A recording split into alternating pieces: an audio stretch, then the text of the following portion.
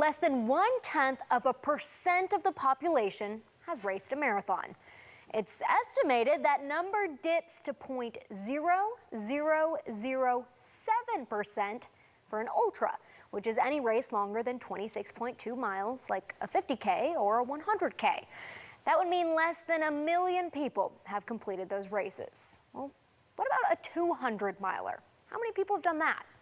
Short answer, the number is so small there really isn't data, but for most 200 competitions out there, finishers range between dozens and a few hundred. One of them lives in North Alabama. I asked him the simple question, how? James Ebert is one of those people who's just built different. The ultra marathon runner trains in the heat of the day, and a dozen miles may as well be a warm-up. My favorite part is probably planning, signing up for races. I think that's probably true of everybody.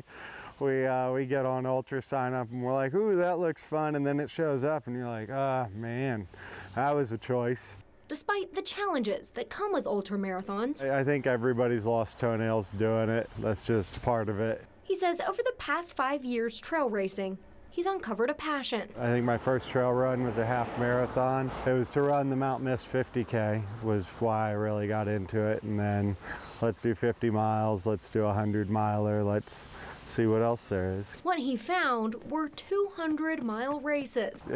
Eating an elephant, bite at a time. That's the equivalent of driving from Birmingham to North Nashville. And with races like the Southern States 200, there's rougher terrain and nearly 28,000 feet of elevation gain. It's 200 miles on the Pinhoti Trail from Dalton, Georgia to Mount Cheaha. It finishes on top of Cheaha. Ebert won it last year. I finished the first year in just under 49 hours.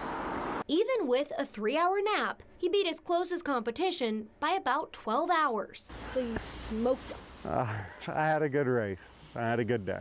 He came back this year and won it again. I don't listen to music or books on tape. I know some people do that. I joke that I have a rich inner life because I'm just gathering wool, I guess.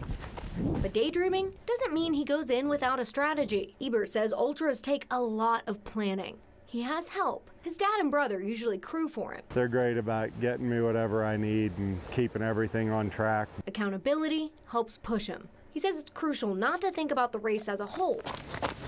He breaks it down, aid station to aid station. You run to a food stand and you eat a whole bunch, and then you run to the next food stand and you eat a whole bunch. Until I start getting down to like the last 20 miles, I'm not worried about where I am.